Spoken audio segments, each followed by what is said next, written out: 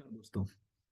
आज का जो टॉपिक है वो व्यापम और पीएससी और अदर जितने भी एग्जाम्स होते हैं, चाहे वो एसएससी हो, व्यापम हो, पीएससी हो, कोई भी हो, उसमें जो जनरल साइंस के क्वेश्चन आते हैं उनके लिए बनाया है। बहुत सारे स्टूडेंटों का ये कहना है कि क्या हम व्यापम के पुराने क्वेश्चंस में को सॉल्व करके हमारे साइंस वाले पोर्शन को स्ट्रॉन्ग कर सकते हैं। बिल्कुल कर सकते हैं, लेकिन सबसे बड़ी बात यह है कि क्वेश्चंस को हमको ऐसे रटना नहीं है, क्योंकि जो जनरल साइंस के क्वेश्चन आते हैं ना वो अप्रोच बेस्ड आते हैं। तो आपके कंसेप्ट क्लियर होना चाहिए कि क्या क्वेश्चन, क्योंकि एक ही क्वेश्चन को वो कई तरह से पूछ सकता है। तो मैंने आज कुछ क्वेश्चंस के कलेक्शन आपके लिए रखे हैं और मैं आपको ये बताने की कोशिश करूंगा कि एक क्वेश्चन से आप कितने सारे क्वेश्चंस बना सकते हैं और किस तरह से क्वेश्चन को याद रखना है, क्योंकि यहाँ सबसे बड़ी चीज है ना, कितना याद करेंगे। तो अगर हमारा कंसेप्ट क्लियर है ना तो हम आंसर तक पहुंच जाएंगे। वन डे एग्जाम में सबसे बड़ी चीज होती है आपके कंसेप्ट क्लियर होना बहुत जरूरी, तब आप एग्जाम हॉल में उसको टिक लगा सकते हैं।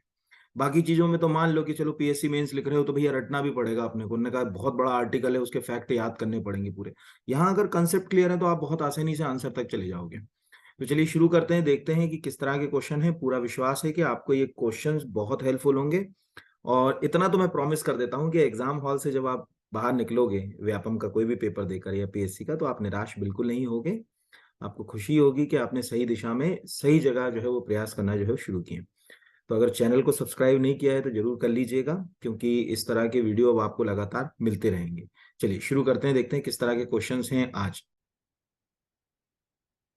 पहला क्वेश्चन है कि निम्नलिखित में से किस एक पाचन तंत्र में गिजर्ट नाम का अंग पाया जाता है? जुगाली करने वाले पशुओं में, पक्षियों में, मनुष्यों में, मांसाहारी जीवों में। तो पहले तो इसका आंसर समझ लेते हैं। इसका आंसर जो है वो है पक्षियों में, है ना। फिर इसके तर्क को भी समझने की कोशिश करते हैं। देखिए बहुत सिंपल सी वे है। हम अगर किसी चीज को, खाना को खाते हैं ना, तो हमारे को भगवान ने दांत दिए हैं। तो दांतों से हम क्या करते हैं, उसको छोटे छोटे हिस्सों में तोड़ लेते हैं। और भी बाकी जानवर आपने जितने देखे होंगे उनमें ये चीज होती है। बट जो पक्षी होते हैं, जितने भी बर्ड्स होते हैं, उनके पास दांत नहीं होते। ये याद रखिए ना, पक्षियों के पास जैसे ये सीधी सी बात है चोंच है।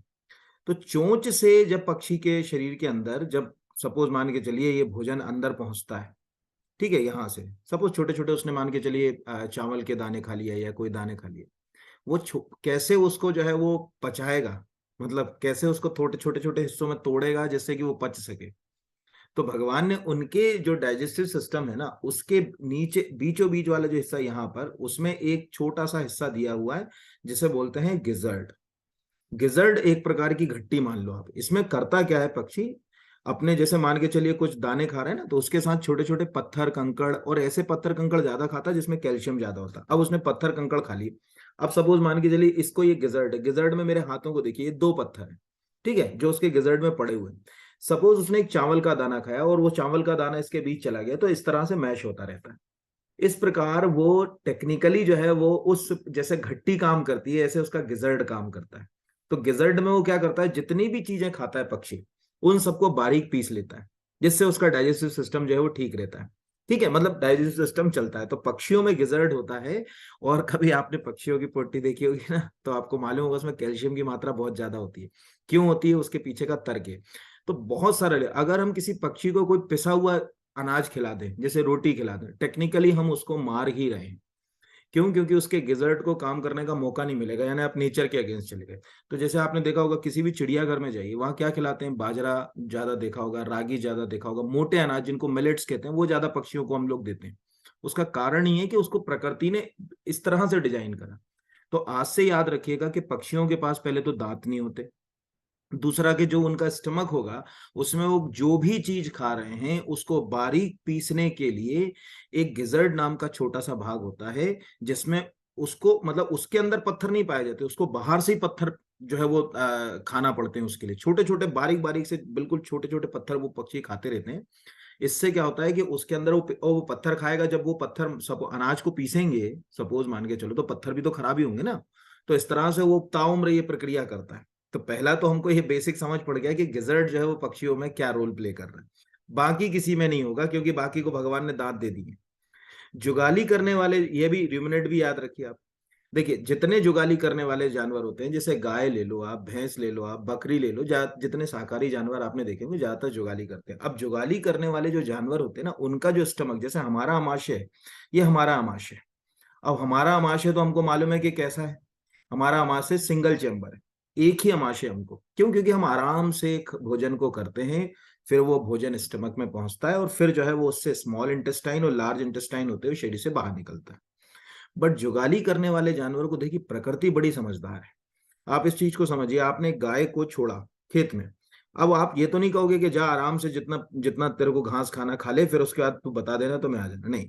जनरली उनके पास समय ही नहीं होता, बेचारे जानवरों के पास कई बार परिस्थिति होती है 1 मिनट या 2 मिनट, तो वो क्या करते हैं, जितना ज्यादा खा सके वो खा लेते हैं। तो जितना ज्यादा खा सके खाएंगे, तो फिर उसको डाइजेस्ट कैसे करेंगे? तो उनका जो स्टमक है, उसके स्टमक का जो फर्स्ट पार्ट होता है उसको रुमेन कहते हैं। ये ध्यान रखिएगा, यानी कोई पूछे जितने जुगाली करने वाले जानवर हैं उसके स्टमक के कितने हिस्से हैं, तो 4 हिस्सों में स्टमक डिवाइड होता है, उसका एक हिस्सा कहलाता है रुमेन, उसको कहा जाता है रुमेन। अब वो रुमेन में जैसे उसने खूब सारा खा लिया, अब रूमेन में आ गया, रूमेन के बाद क्या करता है, अब जैसे उसको आपने बांध दिया जानवर को, फिर वो क्या करेगा, वो रूमेन के अंदर जो घास है ना, उसको बाउल के फॉर्म में ऐसे करके मुंह में लेके आएगा ऊपर, और जब लेके आएगा फिर धीरे धीरे उसको चबाता रहेगा। फिर चबाने के बाद यहां पर जुगाली करने का ना, कर्ड जिसको कहा जाता है, फिर जुगाली करने के बाद वो स्टमक के अगले भाग की ओर जो है बढ़ेगा। इस प्रकार वो पूरी प्रक्रिया जो है वो होती है। तो इस तरह से रूमिनेट इनको कहा जाने लगा। यानी मांसाहारी जीव तो नहीं होते रूमिनेट, है ना, ये याद रखना। जैसे अगर कहा जाए, कोई पूछेगा कौन हो सकती, तो गाय हो सकती है, बकरी हो सकती है, भैंस हो सकती है। ये जनरली जो है वो इस तरह के जानवर, इसमें भी ट्रूली अगर कहा जाए गाय भैंस जैसे जानवरों को, तो आपने पूरे टाइम जो है वो जुगाली करते हुए जो है वो देखा होगा, ये रूमिनेट होता है, ये याद रखना है। तो ये हो गया एक, अब मतलब जुगाली करने वाले जानवरों का स्टमक हो गया, पक्षी के में गिजर्ट हो गया, मनुष्य, अब मनुष्य के स्टमक को तो यार तुमको सबको पता ही होगा, हम सब मनुष्य हैं, तो हमारे स्टमक की जो कोई कहानी कहे कि क्या खासियत है, तो वो बताने की तो जरूरत नहीं। हाँ, लेकिन एक इंपॉर्टेंट चीज मैं आपको बता दूं, हमारा जो स्टमक भगवान ने जो डिजाइन किया ना, हमारे स्टमक के अंदर जो, जैसे सपोज मान के चलिए ये अमाशय है ना, स्टमक, स्टमक से जो है वो अगर कहा जाए कि ये जो हिस्सा होगा ये होता है स्मॉल इंटेस्टाइन। किस दिन अगर पूरा एक आध ह्यूमन डाइजेस्टिव सिस्टम पढ़ाएंगे तो उसमें बता देंगे। जब तक यहाँ भोजन पचेगा नहीं, तब तक वो इंटेस्टाइन में एंटर नहीं होगा, ये याद रखिएगा। अब आप कहोगे इसकी क्या जरूरत हो गई, ये क्या क्वेश्चन में आएगा, अननेसेसरी की चीजें हैं, लेकिन नहीं, ये भी व्यापम एक बार क्वेश्चन जो है वो पूछ चुकी है।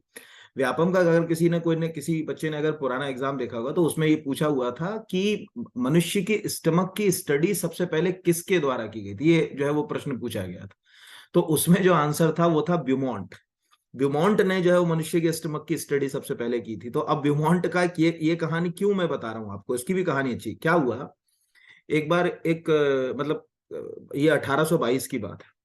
तो एक व्यक्ति था जिसका नाम था एलेक्स सेंट मार्टिन, ठीक है। तो एलेक्स सेंट मार्टिन को किसी ने गोली मार दी। अब गोली मार दी तो उसका जो स्टमक था ना, उस स्टमक में हो गया यहाँ पर छेद, यानी यहां से स्टमक उसका फट गया। अब उसको डॉक्टर के पास लेके गए, तो उस समय एक अमेरिकन डॉक्टर था विलियम ब्यूमॉन्ट, उसने उसका इलाज करा।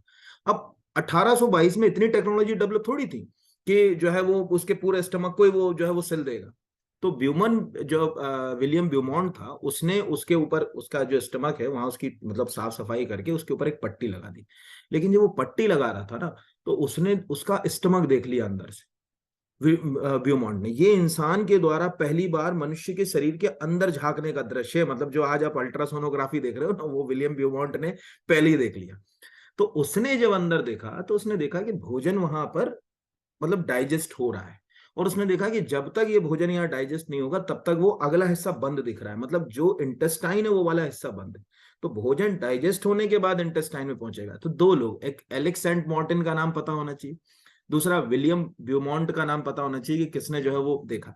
तो ऐसे, और कॉर्निवोरा का तो मुझे बताने की जरूरत नहीं है ना, जितने मांसाहारी जीव जीव होते हैं उनको कॉर्निवोरा के नाम से जो है वो जाना जाता है। चलिए अगले हिस्से की ओर जो है वो बढ़ जाते हैं, देखते हैं। एक सेकंड के जरा बस, हाँ 1 मिनट बस, इसकी थोड़ा सा ये पेन बहुत मोटा है इसमें, तो थोड़ा सा पतला ले लेते हैं यहाँ पर, ठीक है। हाँ, अब अगले की ओर जाते हैं यहाँ से। अगला क्वेश्चन जो है वो कहता है, अगला है, निम्नलिखित में से किस एग के आग के प्रति प्रतिरोधक होने के कारण उसका उपयोग डिनर सेट जैसे रसोई में इस्तेमाल होने वाले बर्तन बनाने में किया जाता है? Which one of the following use to making kitchen utilise like dinner set due to resistance of fire? PVC, bakelite, melamine, ठीक है, और फॉर्मेल्डिहाइड। तो पहले तो जो है वो ये याद रखिएगा, ये जितने हैं ये सब पॉलीमर है, इनको बहुलक कहा जाता है, यानी पॉलीमर हैं, ये आप सब याद रखिएगा। ठीक है, मोनोमर से पॉलीमर। हमारी जिंदगी में आज हम जितनी चीजें इस्तेमाल कर रहे हैं पॉलीमर, उनकी एक लिस्ट बना लीजिए। जैसे जो कपड़ा आप पहनते हैं, ठीक है, जनरली अगर कॉटन का नहीं, कॉटन भी है तो वो भी पॉलीमर है, बस वो नेचुरल पॉलीमर है, प्राकृतिक जो है वो बहुलक है, वो ये ध्यान रखिएगा। तो जैसे नायलॉन की बात करते हैं, रेयान की बात करते हैं, पॉलिएस्टर की बात करते हैं, पॉलीथीन की बात करते हैं, पीवीसी की बात करते हैं, ये सब पॉलीमर होते हैं। पहले तो इसका आंसर बता दूं, आपने जितने आज के बाद देखिए, हमेशा समझिए, पीवीसी जो जूते का सोल बनता है ना, उसको बोलते हैं पॉलीविनाइल क्लोराइड। ये आग के प्रति सेंसिटिव नहीं होता, ध्यान रखिएगा। अगर किसी व्यक्ति को बुलेट के ऊपर बिठा दिया जाए और वो गलती से उसके साइलेंसर पे पैर रख के बैठ जाए, तो वो उसका जूता पे वो उतना सोल का काम तमाम हो जाएगा। तो पीवीसी बहुत सारी चीजों में इस्तेमाल होता है, पाइप बनाने में इस्तेमाल होता है, जूतों के सोल बनाने में इस्तेमाल करते हैं, घरों में बेडशीट वगैरह जो बच्चे सू कर देते हैं, उसकी एक पीवीसी वाली बेडशीट भी मिलती है। ठीक है, यानी पॉलीविनाइल क्लोराइड का बहुत काम है। बेकेलाइट, आज क्लास के बाद जो आपका जो घर में मम्मी के पास कुकर होगा ना, या कोई ऐसा बर्तन देखिएगा जिसके ऊपर एक काला कलर का हैंडल लगा होगा, वो भी फायर रेजिस्टेंस होता है, बट वो ब्लैक कलर का होगा, वो बेकेलाइट का होगा। जहां तक कि जिस मोबाइल पे आप पढ़ रहे हैं, टेक्निकली वो उसका कैबिनेट, लैपटॉप का कैबिनेट, टीवी का कैबिनेट, मतलब जो बाहर का स्ट्रक्चर होता है ना जिससे उसको तैयार करते हैं, है ना, मतलब जो डब्बा जैसे कहा जाए, उसका जो है, उसका कैबिनेट आदि बनाने में बेकेलाइट का ही सबसे ज्यादा इस्तेमाल होता है। बच्चों के टॉयज भी बनते हैं बेकेलाइट के, बट ज्यादा आजकल तो नहीं बनते, थोड़ा महंगा पड़ता है। तो बेकेलाइट, बेकेलाइट की खासियत क्या होती है कि बेकेलाइट जो है वो फायर रेजिस्टेंस भी होता है और हीट रेजिस्टेंस होता है। ठीक है, अब हीट रेजिस्टेंस को समझो कैसे होता है। आज क्लास के बाद क्या करो, कोई भी बाइक देखो जो तुम्हारे आसपास खड़ी, उसमें देखना कि जो इंजन होगा ना और कार्बोरेटर जो होगा, सपोज ये कार्बोरेटर है बाइक का और इंजन है, इन दोनों के बीच एक काली सी पट्टी लगी होगी, क्योंकि इंजन वाला हिस्सा जबरदस्त गर्म होता है। कार्बोरेटर जहां पर पेट्रोल और अगर कहा जाए एयर का मिक्सचर बन रहा है, जो गाड़ी के इंजन तक जा रहा है, अगर वो हिस्सा गर्म हो जाएगा तो गाड़ी में आग लग जाएगी। तो वहां एक पतली सी काली सी, आप देखिएगा क्लास के बाद, तो वहां एक पट्टी लगी होगी, वो भी बेकेलाइट की बनी होगी। तो बेकेलाइट यानी कुकर का हैंडल हो गया, जो खाना पकाने के जो बर्तन होते हैं उसमें काला कलर का जो हैंडल होता है वो। मेलेमाइन अभी आपको मैंने बता दिया। जितना घर में आपका प्लास्टिक जैसे सामान आपने देखा होगा, जो डिनर सेट कटोरी वगैरह होते हैं, उनकी खासियत होती है वो सब मेलेमाइन के बनते हैं, पूरे मेलेमाइन के। फॉर्मेल्डिहाइड, फॉर्मेल्डिहाइड को यूज करते हैं यूरिया फॉर्मेल्डिहाइड में। जो घर में बटन लगी ना अपने, जो बिजली बोर्ड में बटन, वो ज्यादातर बटन और इस तरह के अगर कहा जाए बोर्ड आदि बनाने में यूरिया फॉर्मेल्डिहाइड का इस्तेमाल किया जाता है। ये सब कृत्रिम बहुलक है, ये ध्यान रखिएगा। ये पॉलीमर तो है लेकिन ये कृत्रिम है, नेचुरल पॉलीमर में नहीं आते। नेचुरल पॉलीमर में क्या आता है, जैसे अगर कहा जाए नेचुरल पॉलीमर के अंदर, जैसे कोकोनट कार यानी जो नारियल की जो बूच होती है वो आ गई, कपास जो है वो नेचुरल पॉलीमर में आ गया, सिल्क जो है वो नेचुरल पॉलीमर में आ गया। मतलब प्रकृति से अगर कोई चीज मिल रहा है, रेशा, पॉलीमर यानी रेशा, सिंपल सी लॉजिक है, फाइबर, वो सब नेचुरल पॉलीमर में आ जाएगा। तो ये मेलेमाइन, बेकेलाइट। अच्छा, याद कैसे रखना है बताया ना, जब भी जूता पहनो याद करो कि यार ये इसमें पीवीसी का जो है वो अगर कहा जाए सोल जो है वो इस्तेमाल किया जाता है। लेदर वाले जो है वो अगर कहा जाए जूतों में तो जो है वो मतलब ये होता ही है यहाँ। दूसरा, जब भी जो है वो आप घर में किचन में अगर कहा जाए क्या बोलते हैं कि कुकर को देखोगे, तो उसके अंदर ये कहोगे कि हाँ ये इसके अंदर जो है वो बेकेलाइट हुआ, मेलेमाइन मैंने बता ही दिया है। ठीक है, अच्छा एक और चीज, आजकल जो स्पोर्ट शू आते हैं ना, उनके सोल में पीवीसी यूज नहीं होता, उस सोल को टेक्निकली ईवा सोल कहा जाता है। आज क्लास के बाद इंटरनेट पे जाइए और ईवा मतलब केवल EVA जो है वो अगर कहा जाए उसको टाइप करिए, तो आपको एक जो है वो अगर कहा जाए ईवा नाम का जो है वो सोल जो है वो देखने को मिलेगा। ईवा सोल, वो सफेद वाला जो स्पंची सोल होता है ना, यहाँ पर अगर कहा जाए वो ईवा के नाम से जाना जाता है। तो ऐसा ना हो कि पता चले तुम वो वहां भी जो है वो अगर कहा जाए पॉलीमर मार दो, ईवा भी एक पॉलीमर है। बस ये है कि आप उसको ईवा सोल के नाम से जो है वो मार्केट के अंदर जो है वो हम लोग ज्यादा उसको बेचते हैं। तो इतनी चीजें पॉलीमर, मतलब देखो समझो, एग्जाम निकालने के लिए हमारी अप्रोच अपने आसपास, वो पूछेगा क्या, वो कोई काल्पनिक चीजें थोड़ी पूछेगा, वो वही चीजें जो है वो अगर कहा जाए पूछेगा जो हमारे आसपास जो है वो चल रही है, बाकी से उसको क्या लेना देना। ठीक है, उसको तुम्हारा जो है वो अगर कहा जाए, तो जैसे अगर ईवा मैंने कहा, तो ईवा या तो वो ईवा का फुल फॉर्म पूछ लेगा कि एथिलीन विनाइल एसीटेट, ईवा को कहा जाता है एथिलीन विनाइल एसीटेट। जितने स्पोर्ट शू आपने देखे, जितने, सब में अगर नीचे वो सफेद कलर का एक नरम सा सोल लगा हुआ देखा होगा, वो सब ईवा सोल कहलाता है। अब हो सकता है कि आज हम इस क्लास में इतने सारे लोग उस जूते का इस्तेमाल करते हैं, सभी ऑलमोस्ट जितने सुन रहे होंगे सबके पास होगा, मैं तो समझता हूँ। पर क्या हम उस ईवा सोल को जानते हैं? क्या हमने कभी मतलब उस ईवा का फुल फॉर्म लिखा कि एथिलीन बेनाइन एसीटेट जो है वो को ईवा कहा जाता है, स्पंची होता है, लचीला होता है? नहीं करा। यही क्वेश्चंस हैं। साइंस डेली लाइफ से आएगी, लेमेन लाइफ से आएगी, ये ध्यान रखना। साइंस कोई एक्स्ट्रा ऑर्डिनरी कोई नया क्वेश्चन नहीं उठा के पूछ लेगा वो। ये जितने नाम है हमारी रोजमर्रा की जिंदगी में इस्तेमाल होने वाले जो है वो नाम है, ये पता होना चाहिए।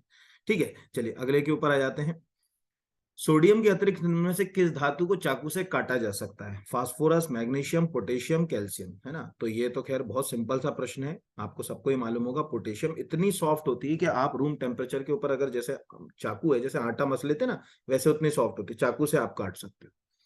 तो देखो इसको समझो जो मैं कहना चाह रहा हूँ। बहुत सारी धातुएं और धातुओं के ऐसे गुण हैं जो आपको छोटे छोटे पॉइंट्स बना के लिख लेना चाहिए। जैसे इलेक्ट्रिसिटी का सबसे अच्छा कंडक्टर आपने चांदी ले लिया, ठीक है, उसके बाद आपने कॉपर ले लिया, उसके बाद आपने एल्युमिनियम ले लिया। क्या चांदी, तांबा और एल्युमिनियम इलेक्ट्रिसिटी के अच्छे कंडक्टर होते हैं, ये आपने एक तरफ लिस्ट बना लिया। ठीक है, हीट का सबसे अच्छे कंडक्टर में अगर कहा जाए तो उन्होंने कहा कॉपर है, इसीलिए अपन बर्तन के नीचे कॉपर कोटिंग कर लेते हैं कि हीट का अच्छा कंडक्टर होता है। ऐसे छोटी छोटी सी क्या करी, लिस्ट जो है वो अपनी तैयार कर ली। लिस्ट तैयार करने से अपने क्वेश्चन जो है वो क्या होते हैं, गलत नहीं होते। जैसे सपोज मान के चलिए माइका यानी अभ्रक। माइका एक नॉन मेटल है, लेकिन आपको माइका की एक सबसे यूनिक प्रॉपर्टी, माइका हीट का अच्छा कंडक्टर, यानी अपने अंदर से हीट को निकल जाने देगा, लेकिन अपने अंदर से इलेक्ट्रिसिटी को नहीं निकलने देगा, यानी विद्युत को जो है वो नहीं निकलने देता। इसीलिए प्रेस की कॉइल, ठीक है, जितने हीटर कॉइल या जितने आपके घर में अभी पानी गर्म करने के लिए जो रॉड इस्तेमाल हो रही होगी, गीजर जो इस्तेमाल हो रहा होगा, उसके अंदर माइका की शीट लगाते ही। क्योंकि देखो जैसे सपोज मान के चलिए ऐसे समझ ले कि ये कोई हीट की जो है वो कॉइल ऐसी होती है ना, हीट की कॉइल। अब इसके चारों ओर हमने ये माइका की शीट लगा दी, अंदर की ओर लगी होती। अब ये अंदर से हीट को तो बाहर निकल जाने देगी, लेकिन ये अपने अंदर से इलेक्ट्रिसिटी को जो है वो बाहर नहीं निकलने देगी। इलेक्ट्रिसिटी बाहर नहीं निकलेगी, इसलिए करंट नहीं लगेगा। अब कहते हैं सर हमारे यहाँ तो रॉड है उसमें करंट लगता, करंट क्यों लग रहा है? उसका भी कारण है। और वो रॉड खरीदी अपन ने, अब पता चले वो रॉड को कहीं गिरा दिया जोर से। अब गिराने से क्या होता है, माइका की शीट, माइका अभ्रक जो होता है ना, हुडर भी बोलते हैं, वो भगवान शंकर जी को देखा चमकीला चमकीला। अभी अगले महीने आ रहा है आपका क्या बोलते हैं, जस्ट इसके एक महीने के बाद होली। होली पे जो गुलाल में आपने चमकीला सा देखा है ना, वो माइका ही है, अभ्रक ही बोलते हैं, शीट के फॉर्म में पाया जाता है माइका। 90% दुनिया का हमारे ही पास है। अब पता चले आपने वो रॉड को गिरा दिया, प्रेस को तेजी से नीचे गिरा दिया, तो वो शीट क्रैक हो गई। शीट क्रैक हो गई तो उसमें से जगह बन गई जहां से करंट बाहर आ सकता है। सिंपल से लॉजिक है, मतलब आसपास की चीजों में ही सब कुछ जो है टिका हुआ है। अगला जो है वो अगर कहा जाए, निम्न में से किस अधातु की परमाणुकता बहुपरमाणुक है, यानी एटमोसिटी जो है वो अगर कहा जाए, of which of the following non metal is पॉलीएटमिक।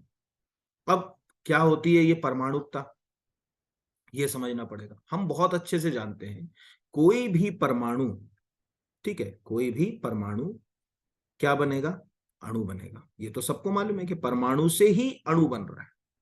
यानी एटम काय में कन्वर्ट होगा, एटम मॉलिक्यूल में कन्वर्ट होगा, ये सब हमको मालूम है कि एटम से, यानी हम यहाँ हिंदी इंग्लिश में लिखना चाहें तो क्या लिख सकते हैं, एटम काय में कन्वर्ट होता है, मॉलिक्यूल, और मॉलिक्यूल से फिर जो है एलिमेंट का निर्माण होता है। यहाँ पर मॉलिक्यूल लिख लिया, ये लिख लिया मॉलिक्यूल।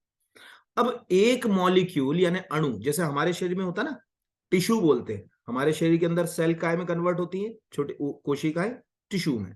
अब अगर मान के चलो मुझे मॉलिक्यूल बनाना है, तो जो है वो अगर कहा जाए कि एक मॉलिक्यूल को बनाने के लिए, एक मॉलिक्यूल को बनाने के लिए मुझे कितने एटम की जरूरत पड़ेगी, उससे जो है वो अगर कहा जाए इसकी जो है वो एटमोसिटी जो है वो निर्भर होगी, यानी परमाणुकता।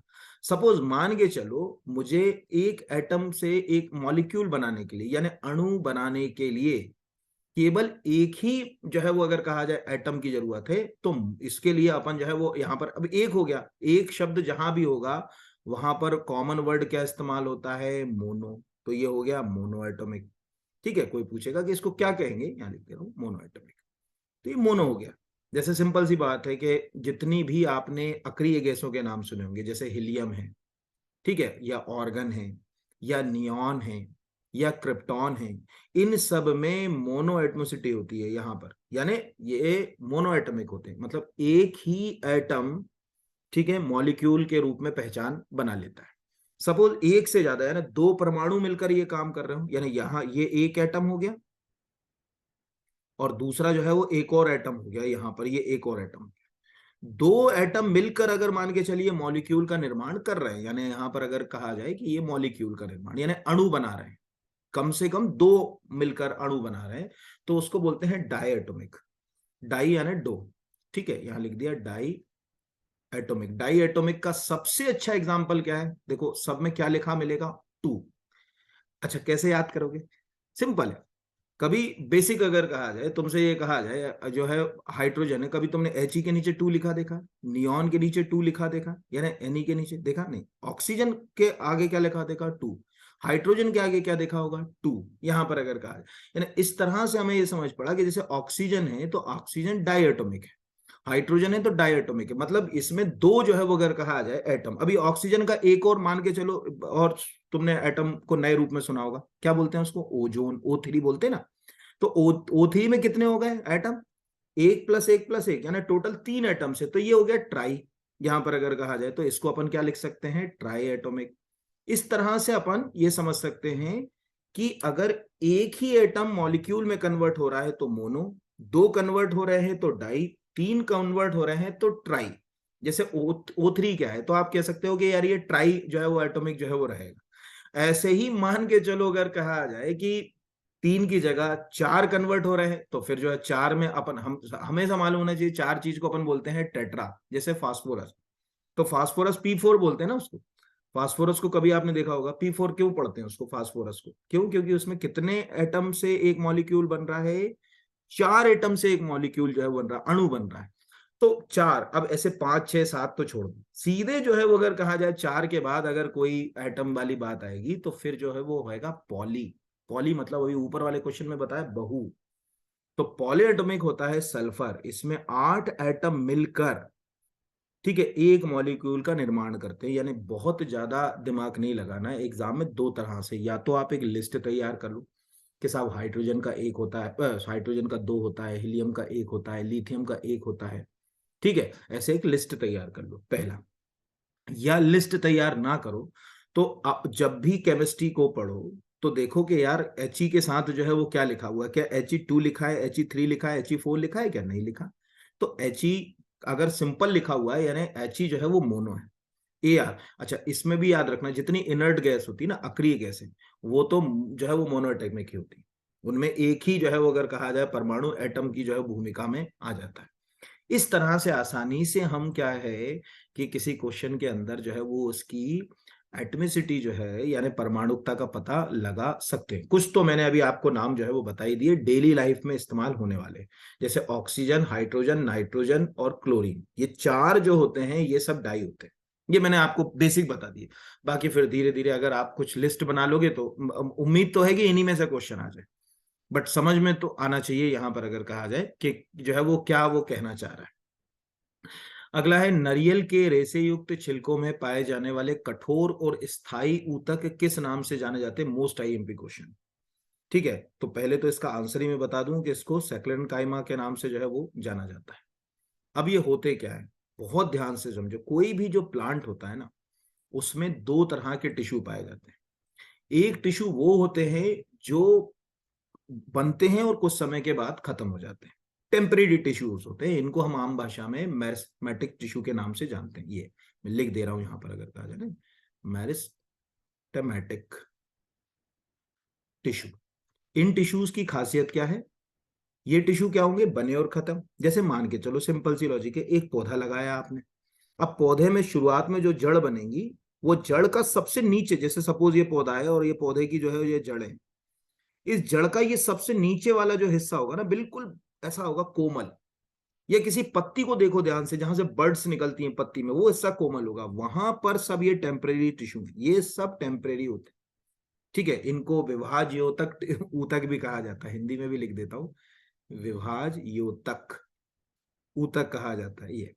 ये क्या होते हैं, उम्र के साथ धीरे धीरे खत्म होते हैं। अभी आपको देखना हो कि साहब मेरे को सर विभाज्य ऊतक ऊतक देखना है, कैसे होते हैं, कुछ मत करो, क्लास के बाद जाओ, कोई भी प्याज उठा लो, घर में होगा प्याज। अब प्याज का जो नीचे वाला हिस्सा होता है ना, जैसे ये प्याज है आपका, अब प्याज में नीचे ये जैसे जड़ जैसी दिख रही है ना, इसमें जो रोम जैसे पतले पतले रोम नुमा संरचना होंगी, ये सब जो है वो मैरिस्मेटिक टिश्यू। कोई भी पौधा आज क्लास के बाद देखो, उसके सबसे ऊपर का जो हिस्सा होगा वो बिल्कुल नाजुक कोमल होगा, नई पत्तियां आ रही होंगी, वहां ये ऊतक हैं। ये अपना काम करने के कुछ समय के बाद क्या हो जाते हैं, खत्म हो जाते हैं। यानी किसी भी प्लांट के सबसे ऊपरी हिस्से, सबसे नीचे के हिस्से, जहां से वो और आगे ग्रो कर रहा है, वहां पर सब पे ये टिश्यू पाए जाएंगे। दूसरे होते हैं परमानेंट टिश्यू, यानी स्थायी ऊतक। प्लांट में स्थायी ऊतक में दो तो सबको याद ही होगा, और ना याद हो तो याद रखिएगा, फ्लोएम और जाइलम। फ्लोएम जाइलम, जाइलम नाम से याद रखो, जाइलम जड़ से याद रखो, यानी जाइलम क्या करेगा, जड़ से पानी को स्टेम, ठीक है, ब्रांच, लीव्स तक लाएगा। यानी जड़ से पानी लिया उसने, और वो तने तक भी लाया, टहनियों तक भी लाया, पत्तियों तक भी लाया, सब तक जो है लेके आएगा, वो जाइलम कहलाएगा। फ्लोएम, फ्लोएम फ्लावर कहाँ लगता है, ऊपर लगता है ना फ्लोएम, तो यानी पत्तियों से जो न्यूट्रिशन है उसको कहाँ तक लेके जाएगा, जड़ तक लेके जाएगा। ये वाले जो टिश्यू होते हैं ये परमानेंट होते हैं, पौधे के साथ पूरे जिंदगी बेचारे जो है वो चलते हैं। इन परमानेंट टिश्यू को ही जो है वो काइमा कहा जाता है। ये कई तरह के होते हैं, जैसे पैरेन काइमा, कॉलन काइमा, ये बहुत सारे होते हैं। सबसे सरल वाले जो होते हैं उनको पैरेन काइमा बोलते हैं, कॉरन काइमा बोलते हैं। अब इन पैरेन काइमा और कॉलन काइमा में भी ध्यान रखिएगा, एक खास तरह का ऑर्गेनिक पॉलीमर, ऊपर जो पॉलीमर बताया था ना, एक खास तरह का ऑर्गेनिक इनमें पॉलीमर पाया जाता है। यहां लिख देता हूं, ऑर्गेनिक पॉलीमर, यानी देसी भाषा में कहा जाए कि जैविक बहुलक कह लो आप, ठीक है, यहां पर अगर कहा यानी कार्बनिक बहुलक कह लो, ठीक है। उस कार्बनिक बहुलक को कहते हैं लेग्निन। मोस्ट आईएमपी कैसे याद रखोगे, जितनी लकड़ी देखिए ना, जितनी लकड़ी के ऊपर छाल देखिए ना, वो सब में लगभग 40 से 45% तक ये लेनिन ही होता है, ठीक है। जितनी भी लकड़ी ये उसी टिश्यू से बनती है सब। ये बहुत हार्ड होता है, उसे मजबूत बनाने की कोशिश करता है। तो ऐसे ही जो जितने अगर कहा जाए कि नरियल होता है, नरियल के अंदर जो जितने भी हस्क वगैरह जितनी होती, देसी भाषा में कहा जाए कि आपने कभी भूसी का नाम जो है वो अगर कहा जाए, नाम सुनो, देखिए जोगी नाम क्या सुना है, तो भूसी को अंग्रेजी भाषा में, कुछ चीजें अंग्रेजी की जगह हम हिंदुस्तानी हिंदी में ज्यादा जानते हैं, उसको हस्क कहते हैं। वो जितनी भी बन रही है वो लेग्निन से बन रही है, पहला। दूसरा, उसमें ये वाले टिश्यूज ज्यादा है, ये हार्ड होते हैं, उसको मजबूत करते हैं। तो जैसे नरियल को ध्यान से देखो, नरियल के अंदर का हिस्सा कमजोर, ऊपर जो है बूच रहती है ना, निकालते हैं अपन लोग जो है वो सब। तो आज के बाद क्या याद रखोगे, कोई भी पेड़ है, ठीक है, उसकी लकड़ी है, जैसे अपन लकड़ी देख रही, तो देखो कुछ चीजें ऐसी होती है जिनको अपन रोजमर्रा की जिंदगी से भी दो चार बार अगर उसको प्रोनाउंस कर लें, तो भी एग्जाम में क्वेश्चन जो है वो हमसे जो है वो बन जाते हैं। तो ये एक याद रखना है कि लेग्निन जो है उससे ये सब हिस्से जो है वो तैयार होते हैं। और जहां काइमा लगा दिखे, वो समझना कि परमानेंट टिश्यू की बात कर रहा है, वो प्लांट के अंदर, यहाँ पर। फिर अगले के ऊपर आते हैं। अगला है, निम्नलिखित में से कौन सा एक कवक का प्रकार नहीं है, ठीक है। तो पहले तो ये समझ लेते हैं, एक सेकंड इसको थोड़ा सा, ये बहुत मोटा चल रहा है पेन मेरा, ठीक है, तो थोड़ा सा 1 मिनट रखिएगा, इसको मैं यहां से, ये अब ठीक है, हाँ अब ठीक चल रहा है। अब सबसे पहले समझिए कवक। विटकर जो था ना, उसने जब प्लांट और एनिमल किंगडम का क्लासिफिकेशन किया था ना, तो उसने 5 किंगडम क्लासिफिकेशन दिया था। अब 5 किंगडम क्लासिफिकेशन में उसने प्लांट को यानी पौधों को कवक से क्या रखा था, अलग रखा था। ये ध्यान रखने, पौधे अलग हैं, कवक अलग है। क्यों रखा था, पहले तो आंसर से पहले 2 मिनट समझ लो इसको। क्योंकि प्लांट अपना न्यूट्रिशन खुद बनाते हैं, खुद अपना भोजन बनाते हैं, क्योंकि उनकी जो सेल वॉल होती है ना, उसमें सेलुलोज पाया जाता है। और ये सेलुलोज के अंदर एक परत होती है क्लोरोफिल, जिसमें मैग्नीशियम होता है बड़े पैमाने पर। इससे वो फोटोसिंथेसिस से अपना भोजन बनाते हैं। बट जितने भी फंगस होते हैं या फंजाई होते हैं या कवक होते हैं, उनमें ये सेल वॉल जो होती है वो सेलुलोज से नहीं बनी होती, बल्कि वो काइटिन से बनी होती है। और काइटिन से बनी होने के कारण उनके पास क्लोरोफिल भी नहीं होता, मैग्नीशियम की भी मात्रा उतनी नहीं होती, इसलिए वो अपने भोजन का निर्माण कर भी नहीं पाते। इसीलिए वो बेचारे क्या करते हैं, दूसरों के ऊपर निर्भर करते हैं। इसीलिए तो अब जो अगर कहा जाए कि कौन से कवक हम रोजमर्रा की जिंदगी में, तो देखा होगा आपने इस तरह के कवक आपने रोजमर्रा की जिंदगी में देखे होंगे, इनको बोलते हैं एगिरस। एगिरस को आप कैसे याद रखोगे? एग्रीकल्चर से। तुम सोचो, एक किसान अगर कोई कवक लगाना चाहे तो कौन सा लगाएगा? तुम एक सेकंड में बोल दोगे सर मशरूम लगाएगा। तो अगर कोई पूछेगा कि मशरूम किसका प्रकार है, तो आप कहोगे एगिरस का। हालांकि एगिरस के कई प्रकार होते हैं, जिसमें से कुछ खाने वाले होते हैं, कुछ जो है वो नहीं खाने वाले होते हैं, तो जहरीले भी होते हैं।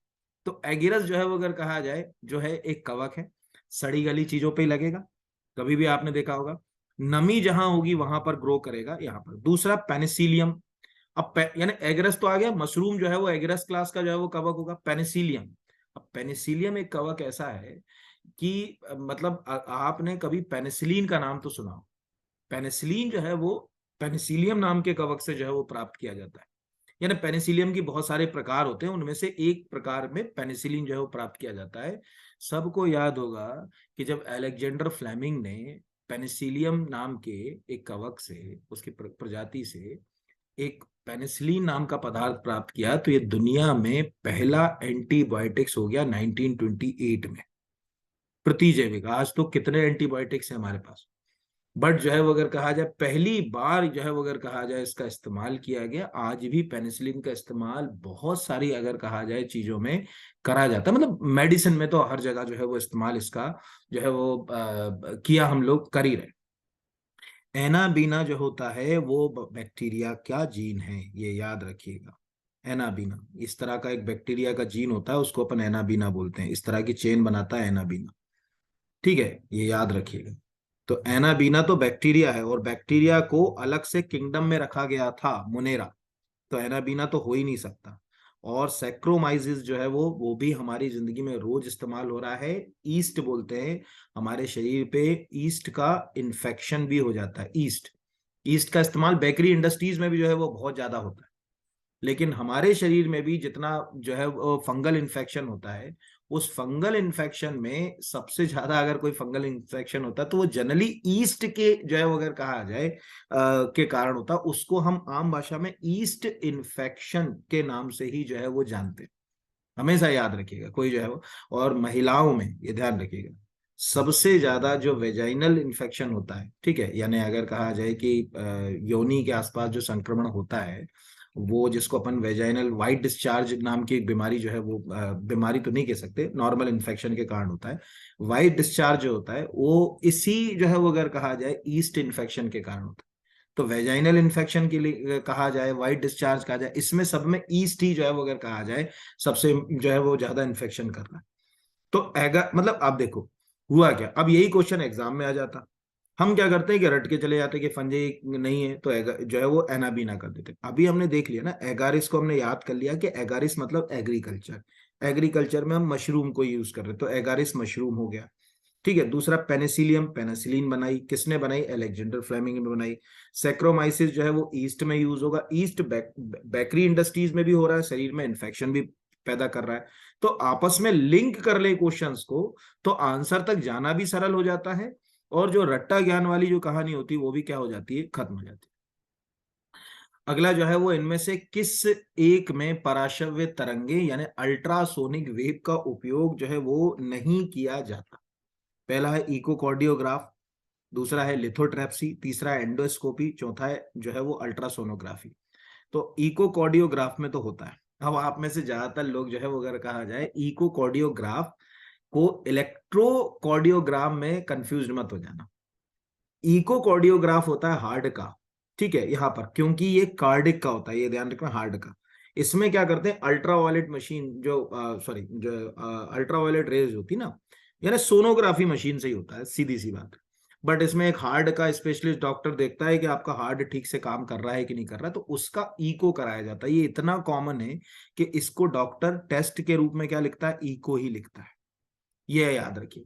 लेकिन कई बार बच्चा कंफ्यूज होगा, हार्ट के अंदर जो इलेक्ट्रिक सिग्नल जा रहे हैं उसका टेस्ट जो है वो भी जो है वो अगर कहा जाए ईसीजी कहलाता है। लेकिन उसको टेक्निकली हम लोग जो है वो क्या बोलते हैं, इलेक्ट्रो जो है वो अगर कहा जाए कार्डियोग्राम। यहां पर इलेक्ट्रोकार्डियोग्राम करना पड़ेगा, ग्राफ की जगह इलेक्ट्रोकार्डियोग्राम बोलते हैं। ईसीजी, इसको ईकेजी भी बोलते हैं। ठीक है, EKG भी कहा जाता है यहाँ पर। उसमें जो है वो अगर कहा जाए अल्ट्रा वायलेट रेस का इस्तेमाल नहीं होता, ये सॉरी अल्ट्रा वायलेट वेव्स का, रे निकल गया गलत से यहाँ पर। तो इंफ्रासोनिक अल्ट्रासोनिक जो है वो अल्ट्रा वायलेट मेरे मुंह से 2 बार गलत निकल गया, उसके लिए मैं क्षमा चाहूंगा। अल्ट्रासोनिक, अल्ट्रा वर्ड के साथ कई बार ऐसे कॉमन वर्ड होते हैं कि वो दिमाग में वही छपे रहते हैं।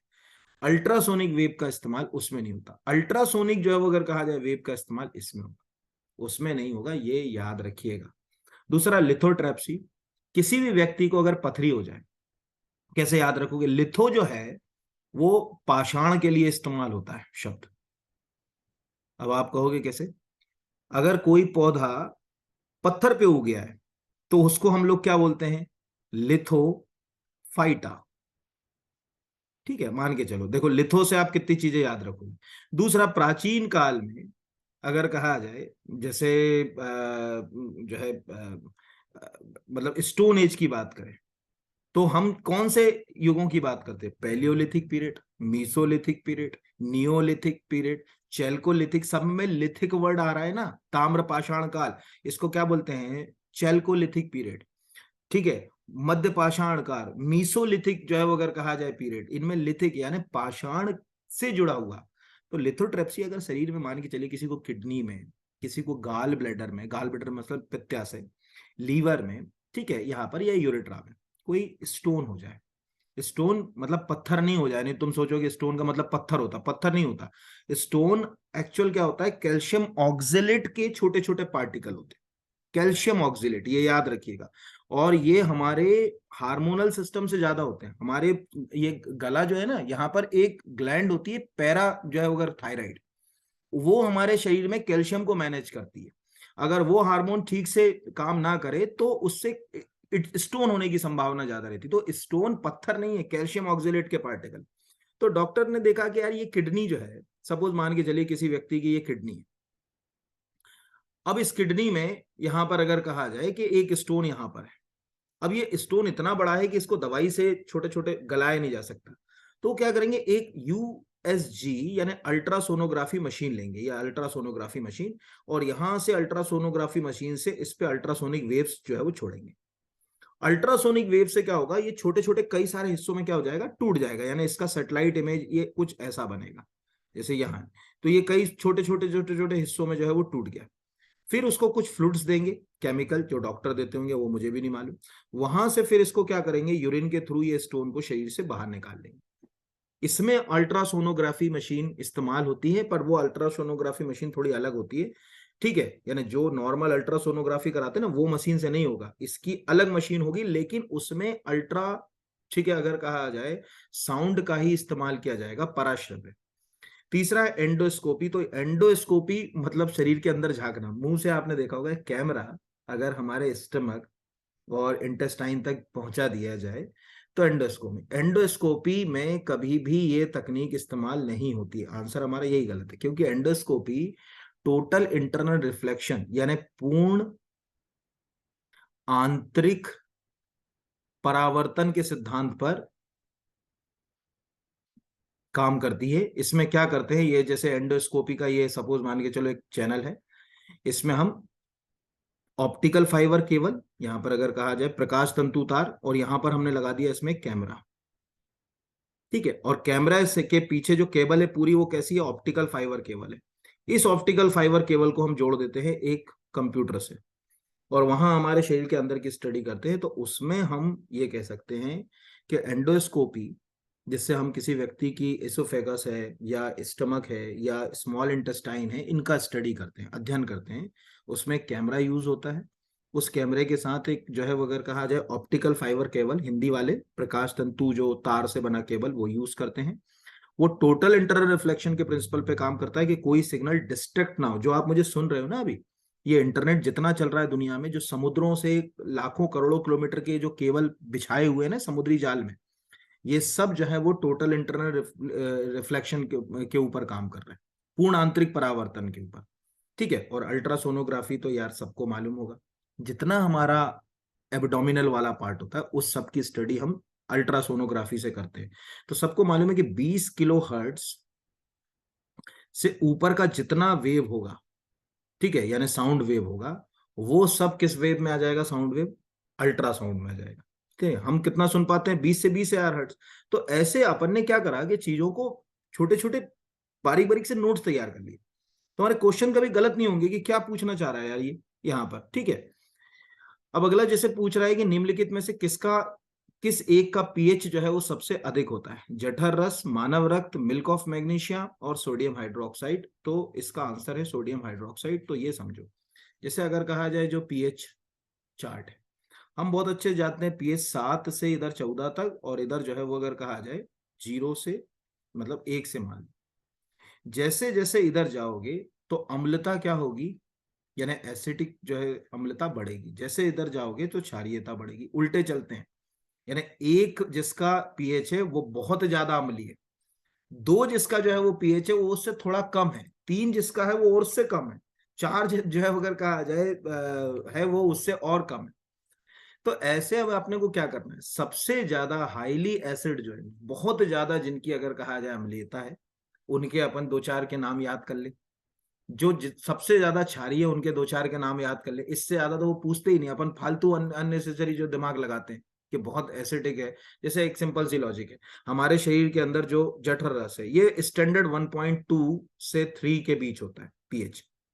सबसे हाईली क्या होता है? एसिटिक एसिड, सल्फ्यूरिक एसिड बोलते हैं, सल्फ्यूरिक एसिड यानी H2SO4।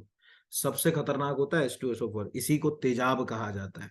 ठीक है, धीरे धीरे अगर अपन कहा जाए ऊपर की ओर आए तो 7 जो होता है डिस्टिल वाटर, पानी डिस्टिल वाटर जो होता है 7 होता है, यानी आसुत जल, न्यूट्रल हो गया ये 7 पे न्यूट्रल। और धीरे धीरे इधर हम बढ़ेंगे तो सोडियम हाइड्रोक्साइड अगर आपने हाथ में रख लिया ना तो भी हाथ में छाले कर देता है, इतना ज्यादा अगर कहा जाए खतरनाक होता है सोडियम हाइड्रोक्साइड। तो इस तरह से, और कोई भी चीज अगर अम्लीय और क्षारीय हो तो वो इलेक्ट्रिसिटी का कंडक्टर हो जाती है। यानी अम्लीय जल भी विद्युत का चालक होगा, क्षारीय जल भी विद्युत का चालक होगा, लवणीय जल भी विद्युत का चालक होगा, लेकिन आसुत जल विद्युत का चालक नहीं होगा। अब इसमें आपका होमवर्क क्या? आप सोचो कि टीचर हर चीज करे, वो संभव नहीं हो पाता। आपको कुछ नहीं करना है, एक कॉपी में छोटा सा चार्ट बना लेना है जिसकी अम्लीयता 1 से 2 है, वो सबसे हाईली एसिटिक है, यानी स्ट्रॉन्ग एसिड बोल सकते हैं उनको। तो स्ट्रॉन्ग एसिड की एक लिस्ट बना लो। ऐसे ही स्ट्रॉन्ग बेस यानी स्ट्रॉन्ग जो क्षार होते हैं उनकी एक लिस्ट बना लो। मुझे पूरा विश्वास है, मैंने जो ये पेपर बनाया है, ये पेपर मैंने व्यापम के पेपरों को स्टडी करके ही बनाया। मतलब ऐसा नहीं है कि मैंने मन से कोई क्वेश्चन दे दिए। मैंने देखा कि वो क्या पूछ रहा है, वो बच्चे को परेशान नहीं करना चाह रहे, वो आसपास की चीजें ही पूछ रहे हैं, लेकिन हम उन आसपास की चीजों को रटते हैं और उल्टे पुल्टे रटते हैं। अब आप सोचो कि 50-100 पीएच याद कर लो, क्यों याद कर लो यार? खूब जो है स्ट्रॉन्ग एसिड, स्ट्रॉन्ग बेस की 4-4 6-6 जो है वो नाम है, वो याद कर लो बस, खत्म। काय के लिए मेहनत कर रहे हो यहाँ पर? मिल्क ऑफ मैग्नीशिया सबको मालूम है, एंटासिड के नाम से जाना जाता है। अगर किसी व्यक्ति को खूब ज्यादा एसिडिटी हो रही है तो वो मिल्क ऑफ मैग्नीशिया को जो है वो अगर कहा जाए इस्तेमाल कर सकता है। आपके घर में, जिसके घर में पापा मम्मी के जो है वो मतलब कोई एंटासिड रखा होगा एसिडिटी में देने वाली, वो एक गुलाबी कलर की जो है सीसी होती है घर के अंदर, वो रखी हो तो आप उसको देखिएगा। उसके ऊपर जो है वो अगर कहा जाए पहले तो जो लिखा होगा मिल्क ऑफ मैग्नीशिया जो है मैग्नीशियम हाइड्रोक्साइड, उसके ऊपर लिखा होगा, क्योंकि technically milk of magnesia magnesium hydroxide, और उसका जो पीएच होता है वो होता है 10.5 से 11 के बीच। ठीक है, आइडियल केसेस में 10.5। यानी मिल्क ऑफ मैग्नीशिया क्या है? क्षारीय है। आपके शरीर में क्या हो गया? अम्ल बढ़ गया, अम्ल और क्षार मिलके न्यूट्रलाइज हो गए, खत्म बात, हमने न्यूट्रल कर लिया। तो ऐसे भी हम चीजों को जो है वो याद करते हैं। तो ये भी एक जो है वो क्वेश्चन जो है वो इंपॉर्टेंट जो है वो हो सकता है। चलिए अगले क्वेश्चन की ओर देखें, अगला क्या क्वेश्चन कहता है। अब अगला क्वेश्चन कहता है, प्रकाश रासायनिक धूम्र कोहरे के सामान्य घटक में शामिल है। ठीक है, पहला है नाइट्रिक ऑक्साइड, ओजोन, ठीक है, पेरोक्सिलेट नाइट्रेट और उपयुक्त सभी। तो आंसर है उपयुक्त सभी। पर समझो कि ये है क्या। पहले तो देखो, नॉर्मली हम, अभी ठंड का मौसम चल रहा है तो हम फोग तो देखते हैं यानी कोहरा। ठीक है, हम लोगों ने धुआं भी देखा होगा, धुएं को इंग्लिश में हम बोलते हैं स्मोक। ठीक है, स्मोक को हम सिंपल वा में क्या बोलते हैं? धुआं। अगर मान के चलिए ये स्मोक और फोग आपस में मिल जाए, ठंड में बहुत होता है, तो इससे बनता है स्मोग। देशी भाषा में इसको कहते हैं धूम्र कोहरा। जितने महानगर हैं उनमें स्मोग एक बहुत बड़ी प्रॉब्लम है, क्योंकि वहां वाहन यानी ट्रांसपोर्टेशन और इंडस्ट्रीज के कारण धुआं निकलता ही है। ये ध्यान रखिएगा, वहां बहुत बड़ी, जैसे भारत में कहा जाए दिल्ली में स्मोग एक बहुत बड़ा चैलेंज है। अगर ठंड में, जैसे अभी देखना हो किसान वो खेतों में अब जो अवशिष्ट होते हैं जिसको पराली बोलते हैं, वो उसको अगर आग लगाएं तो भी स्मोग का चैलेंज होगा। ये स्मोग का मतलब आपको समझ पड़ गया होगा कि स्मोग जो शब्द है वो दो शब्दों से बना है, स्मोक प्लस फॉग, यानी धुआं और कोहरा। कोहरा तो सभी ने समझा होगा। अब मान के चलो इसका एक और जटिल रूप है। अगर सपोज मान के चलिए इसमें वाहनों से निकलने वाला, देखो दो तरह की ओजोन होती है, ये याद रखिएगा। एक होती है गुड ओजोन, एक होती है बैड ओजोन। जो हमारा पृथ्वी का वायुमंडल है जहां आप बैठे हो, वहां से लगभग 20 किलोमीटर से 35 किलोमीटर की ऊंचाई पर जो स्ट्रेटोस्फेयर है, समताप मंडल, वहां जो ओजोन है O3 वायुमंडल में, ठीक है, ये ध्यान रखिएगा, वायुमंडल में 20 से 35 किलोमीटर की जो ऊंचाई है उसमें जो ओजोन है O3 जो है, वो ओजोन कहलाती है गुड ओजोन, क्योंकि वो सन से आने वाली अल्ट्रावायलेट रे से हमें प्रोटेक्ट करती है, जिससे हमें स्किन कैंसर नहीं होता, या म्यूटेशन जो होता है डीएनए का वो नहीं होता, उत्परिवर्तन नहीं होगा। जो गाड़ी हम लोग चला रहे हैं ना, कार बाइक, इनके जो फ्यूल जलते हैं उससे भी एक ओजोन निकलता है O3, उसको बोलते हैं बैड ओजोन, व्हीकल के पॉल्यूशन से।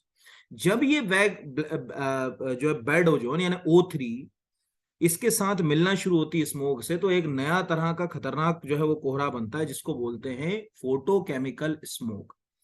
प्रकाश रासायनिक धूम्र कोहरा के नाम से जाना जाता है।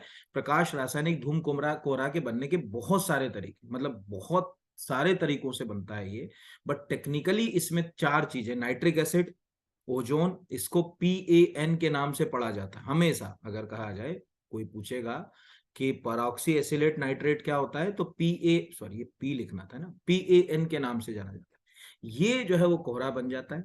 इसका फार्मूला वगैरह तो बहुत आपको मैं करा नहीं सकता अभी यहाँ पर सिंपल सी है, जैसे O है, अब O जो है वो O2 से मिला तो उसने जो है वो क्या बना लिया, O3 बना लिया। ठीक है, फिर ये जो O3 है, यहाँ पर अगर कहा जाए कि वो मीथेन से मिल गया, जैसे सपोज मान के चलो CH4 से जो है वो O3 मिल गया, तो उसने जो है वो फॉर्मेल्डिहाइड का निर्माण कर लिया, फॉर्मेल्डिहाइड भी बन जाता है इसमें।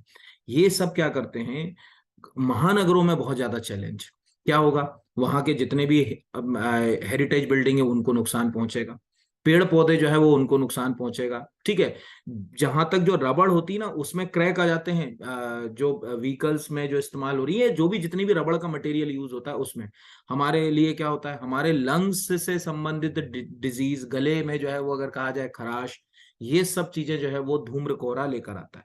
तो समझ गए, कोहरा यानी फॉग, फॉग से हम जो है वो अगले स्टेज पर कहाँ पहुंचे, स्मोक, स्मोक से हम फोटोकेमिकल स्मोक पर पहुंचे, और फोटोकेमिकल स्मोक के निर्माण में ये तीन चीजें बहुत बड़ा जो है वो रोल प्ले करती हैं। अगर वाहनों से निकलने वाला प्रदूषण हम नियंत्रित कर लें, ठीक है, तो हम फोटोकेमिकल स्मोक से बच सकते हैं। ये आज से याद रखिएगा। इसके लिए अभी जो BS6 इंजन है ना, उसमें जो आपकी गाड़ी का देखिएगा, कार में नीचे जो साइलेंसर होता है ना, उसमें एक ऐसा, जैसे ये कार का साइलेंसर, तो कार के साइलेंसर में इस तरह का एक भाग होता है ऐसा, उसको अपन बोलते हैं कैटलाइजर।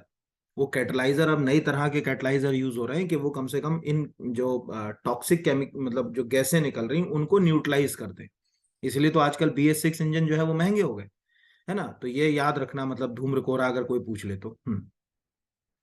अगला है, दैनिक जीवन में उपयोग में आने वाले यौगिकों के परंपरागत नाम से संबंधित नहीं है, सुमलित नहीं है। अब ये मैंने प्रश्न क्यों रखा ये समझ लो, ये सबसे बच्चों वाला क्वेश्चन होता है, सबसे ज्यादा बच्चों का खराब होता है।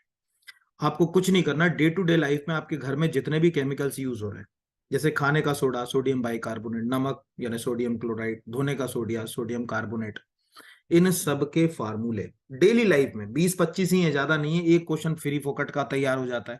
और एटलीस्ट कम से कम इनके 2-3 उपयोग, जैसे खाने का सोडा है तो अपन कह सकते हैं यार बेकरी इंडस्ट्री में इस्तेमाल होता है, और इनके फार्मूले और इनके परंपरागत नाम, जैसे एसिटिक एसिड, सिरका, और अंग्रेजी नाम विनेगर, ये कहा जाता है ना। तो अब अपने को ये भी पता होना चाहिए कि वो जो एसिटिक एसिड है उसका जो है वो फार्मूला क्या है, ठीक है, उसको किस नाम से जाना जाता है, कहाँ यूज किया जाता है। तो आप सबको मालूम है, फूड प्रिजर्वेशन, खाद्य प्रसंस्करण, जितना आप क्या बोलते हैं कि अचार वगैरह देते हो उसमें एसिटिक एसिड होता है। और सरल बता रहा हूँ, किसी चाउमीन नूडल की दुकान पे जाओगे, एक सफेद पानी जैसी होती है ना बॉटल, ऐसा खूब तेजी से खूब सारा डाल देता, वो एसिटिक एसिड ही होता है। ठीक है, उसी से थोड़ा सा खट्टा सा पन आ जाता है उसमें। वो दो चीजें तो जहर डाल रहा है हमारे लिए। ठीक है, मतलब ज्यादा डाल रहा है तो, थोड़ा डाल रहा है तो ठीक है, एक एसिटिक एसिड अगर ज्यादा डाल रहा है वो भी नुकसानदायक है। और एक डालता है वो मोनोसोडियम ग्लूटामेट, जिसको अजीनोमोटो कहा जाता है। वो उसको क्रिस्पी बना देता है, खाने वाली चीज हमको बड़ा यमी टेस्ट लगता है। वो देखा हुआ है, शक्कर जैसा क्रिस्टल जैसा होता है, उसकी दुकान में खूब सारा झोंक देता है वो तो उसको क्या लेना अपने स्वास्थ्य से। ठीक है, तो उसको अपन बोलते हैं मोनोसोडियम ग्लूटामेट। वो भी मतलब थोड़ा तो ठीक है, पर ज्यादा खा लोगे तो नुकसानदायक है। वो मैगी का देखा था ना, कि मैगी में विवाद में आया। तो इस तरह से हमें दो तीन चीजें जो है वो पता होना चाहिए। जैसे सपोज मैं एक का बता, एसिटिक एसिड सिरका हो गया, एक नाम हो गया विनेगर। कहाँ होता है? फूड प्रिजर्वेशन में हम लोग इस्तेमाल करते हैं, जिससे खाना जो है खराब ना हो। फार्मूला क्या होता है? तो CH3COOH, इसका जो है वो फार्मूला होता है, ये आप याद रखिएगा। ठीक है, मतलब इस तरह से जो है वो बनाते हैं, फर्मेंटेशन से बनता है। अमोनियम क्लोराइड नौसादर को कहा जाता है, साल अमोनिया भी बोला जाता है। ठीक है, देखा होगा इसकी जो है, जिनने भी साइंस पढ़ा होगा उन्होंने लैब में प्रैक्टिकल किए होंगे। नाइट्रस ऑक्साइड जो है वो लाफिंग गैस है। कैल्शियम ऑक्साइड बुझा चूना है, ये गलत है। एग्जैक्टली बुझा हुआ चूना जो होता है उसको अपन कैल्शियम हाइड्रोक्साइड बोलते हैं। समझो, बेसिक सी बात करो। कैल्शियम ऑक्साइड आपने लिए, यानी आप किसी दुकान से जो है वो क्या लेकर आए? चूना लेकर आए। अब जो चूना लेकर आए आप, उसने आपने देखा होगा कि चूना लाने के बाद अगर उसमें लाइम लाइम जो है, चूने को लाइम बोलते हैं, उसको लाने के बाद अगर उसमें आप पानी डाल दो, घर में पहले मटके में रख देते थे, तो पानी डालने में वो मतलब, देखो कैसे समझे इसको, कैसे याद रखते हैं चीजों को। चूना लेकर आए, चूने का फार्मूला होता है कैल्शियम ऑक्साइड। हमने यहाँ सिंपल सी लॉजिक है, कैल्शियम ऑक्साइड ही लिख दिया यहाँ पर, कैल्शियम ऑक्साइड। ये है ना, CO बोलते हैं, CaO। देसी भाषा में इसको बोलते हैं क्विक लाइम। यहां पर अगर कहा जाए, यानी बिना बुझा हुआ चूना, इसको अंग्रेजी भाषा में क्या कहा जाता है? Quick lime. बहुत तो अब अपन ने क्या करा, इसको डाला एक मटके में ना, ये अपन ने मटका लिया। अब इस मटके में हमने इसको डाल दिया। अब जैसे ही मटके में डाला, इसमें हमने H2O डाला, ये उबलने लगा। ठीक है, उबलने लगा, एक्सोथर्मिक रिएक्शन हुई। कोई भी ऐसी रिएक्शन जिसमें ऊर्जा क्या होती है? बाहर निकलती है, उसको एक्सो बोलते हैं। आएगी तो एंडो बोलेंगे, तो कोई चीज देसी भाषा में, कोई चीज ठंडी हो रही है एंडोथर्मिक रिएक्शन, ऊष्मा शोषी अभिक्रिया। गर्म हो रही है एक्सो, जैसे लकड़ी जला रहे हो ना, ऊर्जा बाहर निकल रही है, एक्सोथर्मिक रिएक्शन बहुत ज्यादा। तो इसमें क्या होता है? एक्सोथर्मिक रिएक्शन होती है, जिससे क्या होता है? ये पानी इसके साथ रिएक्ट कर जाता है। और जैसे ही पानी रिएक्ट करता है तो ये कैल्शियम जो है वो, अगर कहा जाए ऑक्साइड, कैल्शियम हाइड्रो ऑक्साइड नाम ले लेता है। यानी अब जो है वो CaO के साथ H2O जुड़ गया, तो क्या फार्मूला हो गया? CaOH का होल स्क्वायर। इसको हम बोलते हैं बुझा हुआ चूना।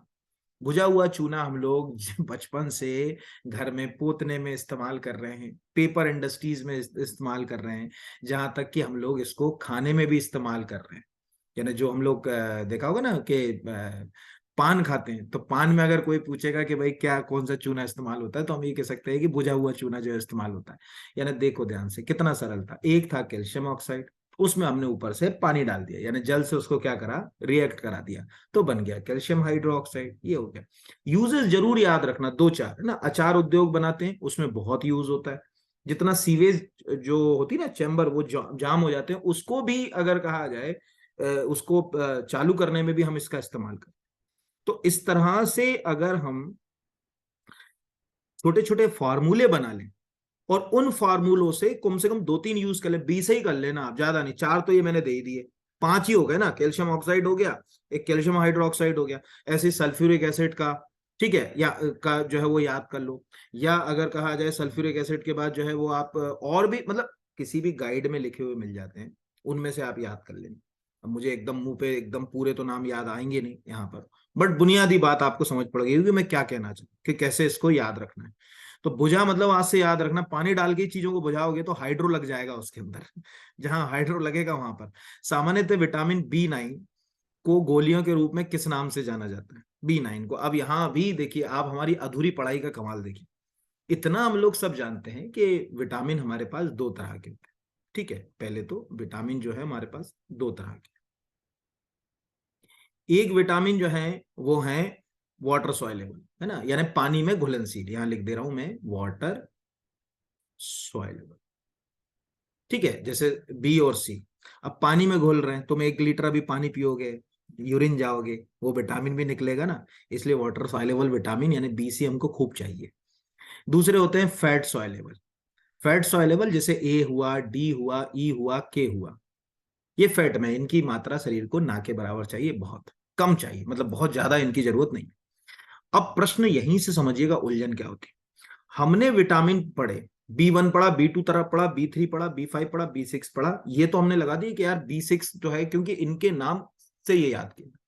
कुछ विटामिन ऐसे होते हैं जो विटामिन बी नाम से जाने ही नहीं जाते।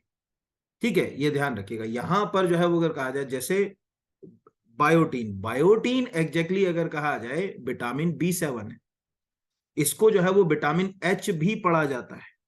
अब पता चले उसने कर दिया कि इनमें से कौन सा विटामिन जो है वो वाटर सॉल्युबल है, उसने दे दिया इधर से vitamin A, vitamin E D, vitamin E, vitamin H. अब दिमाग खराब हो गया, ये साला किताब में आज तक नहीं पढ़ा एच विटामिन कौन सा होता है।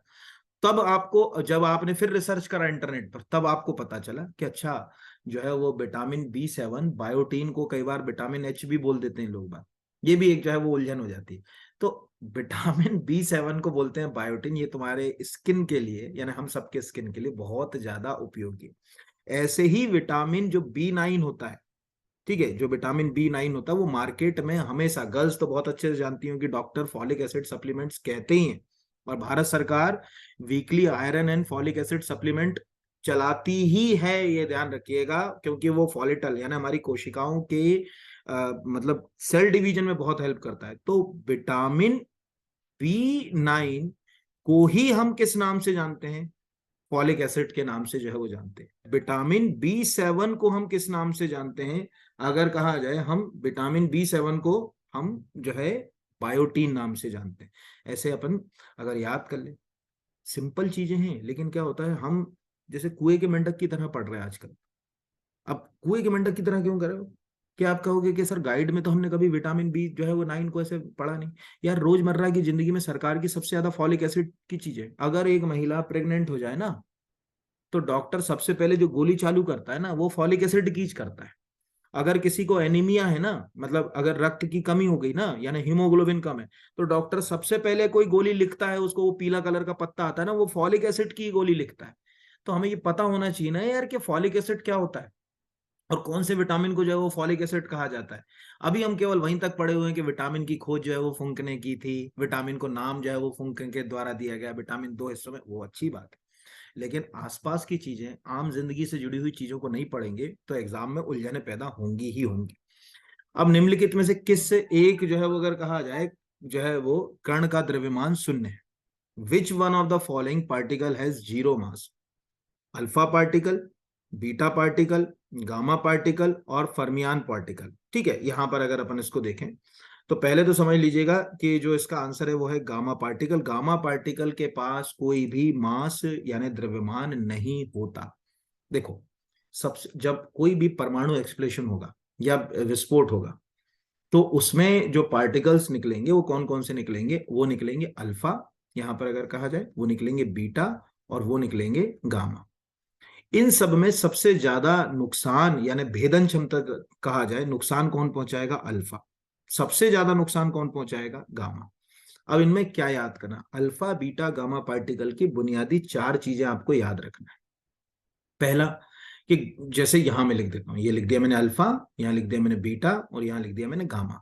अल्फा पार्टिकल का जो मास होता है यानी द्रव्यमान होता है, वो हाइड्रोजन का जो एटम होता है ना, उससे 4 टाइम होता है। यानी हाइड्रोजन के, यहां लिख दे रहा हूं मैं, हाइड्रोजन के परमाणु से यानी एटम से कितना होगा कि द्रव्यमान से 4 गुना, यानी 4 टाइम। यानी इसके पास मास है और हाइड्रोजन से ज्यादा मास है। बीटा का जो मास होगा वो हमेशा इलेक्ट्रॉन के बराबर होगा, इलेक्ट्रॉन के बराबर होगा। और गामा के पास जो है मास होगा ही नहीं, ये ध्यान रखना। ये दूसरा, अगर कहा जाए कि ताकत यानी अगर कहा जाए, अगर किसी चीज से निकलेंगे, क्रॉस करेंगे, यहाँ पर भेदेंगे अगर कहा जाए, तो कौन सबसे ज्यादा जो है वो भेदने की ताकत रखता है, तो गामा की भेदन क्षमता सबसे ज्यादा होती है। केवल लेड की शील्ड जो होती है ना, जो शीशा होता है, लेड जिसको बोलते हैं, वो इसको रोक सकता है। इसलिए कई बार कहा जाता है ना कि परमाणु बाहर हो जाए तो किस चैम्बर में अपने आप को सुरक्षित कर लो, लेड के चैम्बर में, उसमें गामा पार्टिकल्स के रेडिएशंस के नुकसान से अपन बच सकते हैं। तो अल्फा बीटा गामा, ये एक बेसिक अगर कहा जाए अंतर, इसमें ध्यान रखना, भेदन क्षमता पूछ सकता है अल्फा से गामा की, और जैसे जैसे बढ़ोगे वैसे वैसे बढ़ जाएगी। मास पूछ सकता है, तो अल्फा के पास मास होता है यानी द्रव्यमान होता है, बीटा के पास भी होता है इलेक्ट्रॉन के समान, गामा के पास जो है वो नहीं होता। ठीक है। स्पीड पूछ सकता है, तो स्पीड सबसे कम अल्फा का, उससे ज्यादा जो है वो अगर कहा जाए बीटा का, और जो लाइट की स्पीड होती है उसी स्पीड से चलता है गामा पार्टिकल। ये ध्यान रखना, कोई पूछेगा गामा पार्टिकल किस स्पीड से चलता है, तो वो प्रकाश की ही गति से जो है वो गामा पार्टिकल चलता है, ये याद रखिएगा। ठीक है, अगले क्वेश्चन की ओर बढ़ते हैं, देखते हैं अगला क्या क्वेश्चन है। अगला है, निम्नलिखित में से किस एक कारण से खेतों में दिया गया पानी पेड़ पौधों के तनों और टहनियों तक पहुंचता है? सरफेस टेंशन यानी पृष्ठ तनाव, कैपिलरिटी यानी केशिकत्व, विस्कोसिटी यानी श्यानता, इलेस्टिसिटी यानी प्रत्यास्थता। तो केशिकत्व। केशिकत्व का प्रभाव बहुत सिंपल सा है, ज्यादा तो अपन बात नहीं करेंगे। पहले देखो एक एक समझते हैं। सरफेस टेंशन, पृष्ठ तनाव। सरफेस टेंशन की खासियत है, मतलब कोई भी सरफेस अपने आप को मिनिमम बनाए रखने की कोशिश करेगा। देखो ध्यान से, अपने हाथ के को ऐसे खींचो, ये जैसे मैंने खींचा है, छोड़ दो, वो वापस अपनी प्राइमरी पोजीशन पे जाएगा ना यहाँ। लेकिन अगर हम अपनी दादी के दादाजी के खींचेंगे तो नहीं आएगा, क्योंकि उसमें जो फ्लूइड है, लिक्विडिटी कम है। तो जो सरफेस टेंशन है उसकी खासियत होती है, जैसे पानी के सरफेस टेंशन के कारण ही मच्छर उस पर बैठ जाता है। ठीक है। अगर आप, और सरफेस टेंशन डिपेंड करता है टेम्परेचर के ऊपर, जितना टेम्परेचर बढ़ाओगे उतना सरफेस टेंशन जो है वो कम होगा, जितना टेम्परेचर कम करोगे उतना सरफेस टेंशन जो है वो बढ़ जाएगा। इसीलिए ठंड के समय में हाथ धुलाने के लिए गर्म पानी यूज किया जाता है। बड़े बड़े रेस्टोरेंट में देखो ना, हाथ धोने के लिए आपको पानी गर्म देते हैं, पता चले तुमने कहा कि अरे सूप आ गया, नहीं, पानी गर्म इसलिए दिया गया है कि जो चिकनाई आपके हाथ में लगी है वो पानी आपके हाथ के पूरे संपर्क में आए। क्यों? क्योंकि ठंडे पानी का पृष्ठ तनाव ज्यादा है, अगर ठंडे पानी से हाथ धोगे तो हाथ साफ नहीं होंगे। इसको कल प्रैक्टिकल करो, ठंडे पानी से नहाओ, साबुन को देखो झाग निकलेगा ही नहीं। गर्म पानी से नहाओगे साबुन ज्यादा झाग देगा, क्योंकि सरफेस टेंशन क्या हो गया, गर्म पानी में कम हो गया। ये अपन याद रख सकते हैं। आम जिंदगी में सोचो, जैसे एक चाय की दुकान पर गए, चाय का प्याला कप लिया, चाय जब तक गर्म है ना उसके ऊपर सरफेस टेंशन नहीं है, यानी उसका तनाव नहीं है पृष्ठ के ऊपर, उसमें कोई भी चीज ऊपर रखोगे तो नहीं रखाएगी। लेकिन सोचो अगर वो चाय का कप लेकर तुम 10 मिनट खड़े रहो, उसके ऊपर एक पतली जो है वो मलाई जैसी लेयर आ जाएगी, उसके ऊपर एक चावल का दाना रख दोगे तो रखा जाएगा ना? बिल्कुल रखा जाएगा, क्योंकि उसका सरफेस टेंशन आ गया। तो सरफेस टेंशन के कारण हमें खाना, गर्म खाना अच्छा लगता है स्वाद में, मच्छर पानी में बैठ जाते हैं। सरफेस टेंशन को कम कैसे किया जाए? पानी को अगर हम उबाल लें या गर्म कर लें तो उसका पृष्ठ तनाव कम हो जाता है। और पानी में अगर हम कुछ इम्प्यूरिटीज मिला दें, अशुद्धियां, जैसे अगर कहा जाए डिटर्जेंट मिला देते हैं ना पानी में, तो सरफेस टेंशन कम हो जाता है, जिससे कपड़ा आसानी से धुलकर साफ हो जाता है।